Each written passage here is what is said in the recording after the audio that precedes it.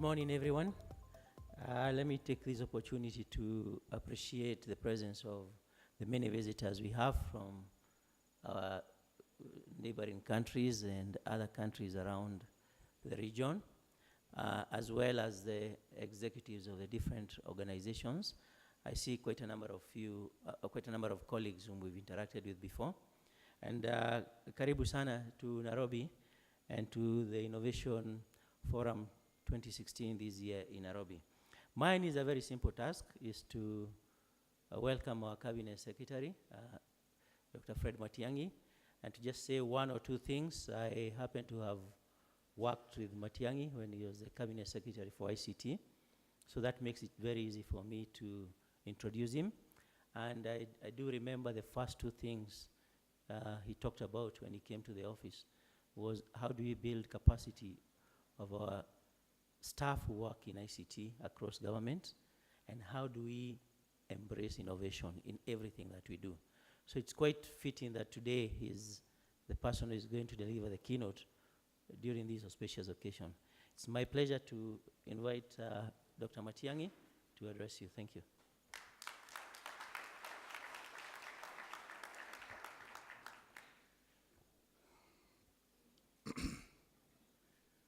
My good friend, John Glassy, the CEO of AfricanBrains, honorable colleague ministers who are present here, and various representatives of governments from the continent who are here, our very valuable colleagues from the private sector and captains of industry who have come to Kenya, my colleagues from across the education and ICT sectors, distinguished guests, ladies and gentlemen.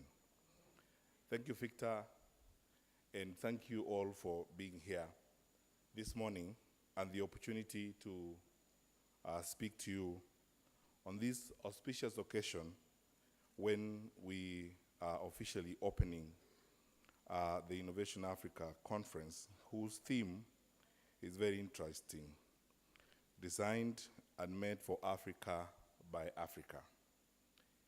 I won't be long, because the bit about this audience is that you are all smart people who understand the times in which we live and the situations in which we work. But let me begin, first of all, on my own behalf, on behalf of my colleagues at the Ministry of Education and my colleagues in government in Kenya in general, to welcome you to Nairobi. Those of you who are visiting here, we are indeed honored to have you in Nairobi, and we thank you very sincerely for choosing to have this meeting in Nairobi. And I hope that you will not only attend this conference, but it will also be an opportunity for you to meet with the so many young, vibrant, innovative Kenyans who are bubbling with new ideas and looking for ways and means of building networks, because our lives are all about networks.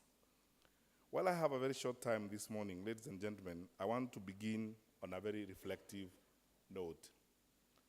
On the 8th of September this year, we celebrated the 50th anniversary of the International Literacy Day. And as we did that, I remembered with my colleagues at the Ministry of Education that over half of the African population cannot access digital devices, and therefore we cannot count them within the group that is ready to transition to digital literacy. For those of us who are in the education sector, the challenges we have to deal with, or the challenges that the continent has to deal with, still remain the same. Access to education, equity, and of course, quality education. And this is where ICT builds the necessary nexus that will assist us address these three as we go forward. All across the continent, the focus we now have is not just to reduce the level of poverty and get huge numbers of our population out of poverty, but how we educate our people and how we educate the many young people and the children that we have been blessed with on the continent. And therefore, for us, ICT and innovation is fundamentally important for what we would like to do in the education sector and how we would like to move forward. That is why in Kenya, in addition to all the efforts that have gone into supporting innovation, we are putting a lot of resources through what we describe as the Digital Literacy Program, the DLP, where we want to start giving smart devices to Standard 1 children.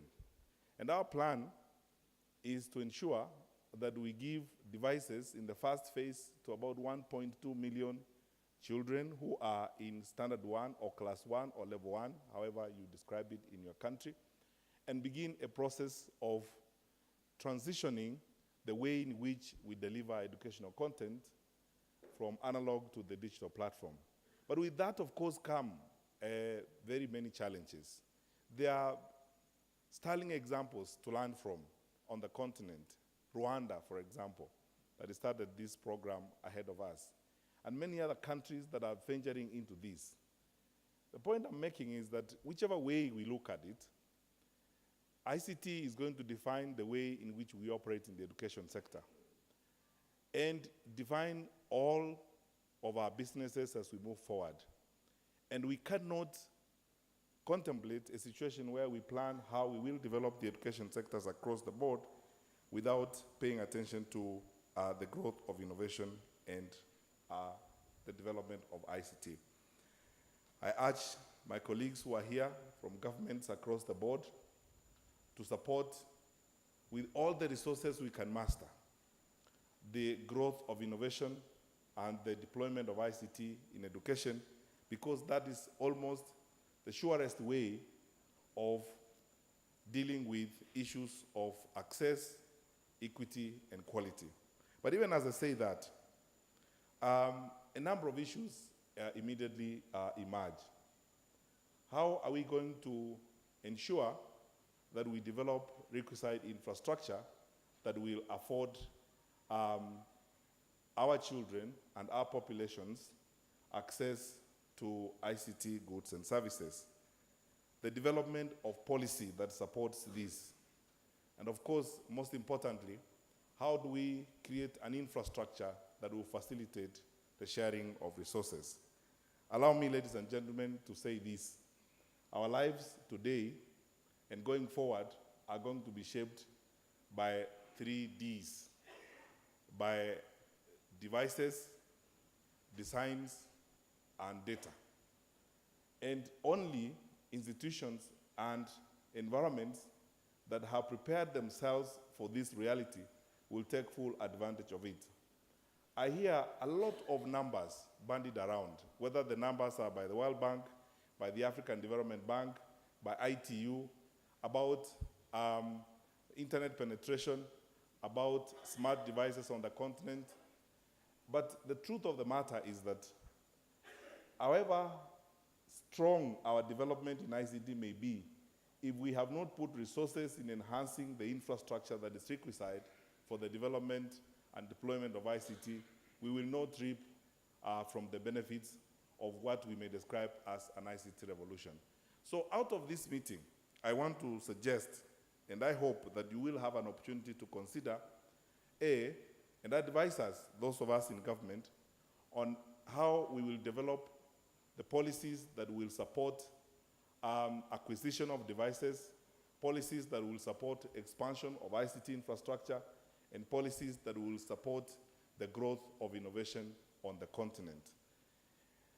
Last week, I went to a secondary school in Nairobi and found a small group of girls who had just come back from San Francisco, where they participated in a competition in the US, and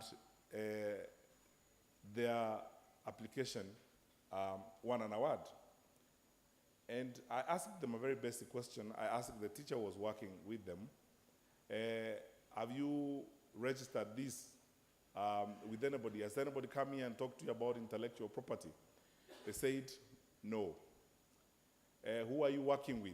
I found they're working with one of our mobile phone companies. For those of you who come from Kenya, you probably understand what that means and what the future of that innovation for those girls means. The point I'm making is that it's not good enough for us to encourage and support innovation. It's important for us to develop structures and frameworks that will protect intellectual property on the continent, because we on the continent have sometimes lost our innovations because of lack of an infrastructure that supports intellectual property on the continent. So, ladies and gentlemen, the conference is a huge opportunity for all of us. And I want to thank all of you who have come to Nairobi.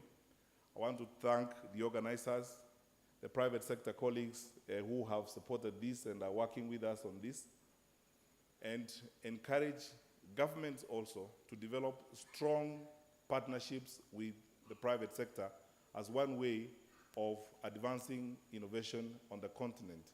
We have a classic example in Kenya, because our success in some areas is a result of constant, strong, and effective partnerships with the private sector. And if I may share something, we've come to a point where, as government, we give tax rebates to private sector players in the ICT sector in Kenya, especially when they train and provide opportunities for our young people to develop their skills and develop their innovations. And I would urge that we develop very strong partnerships with the private sector as a way of moving forward.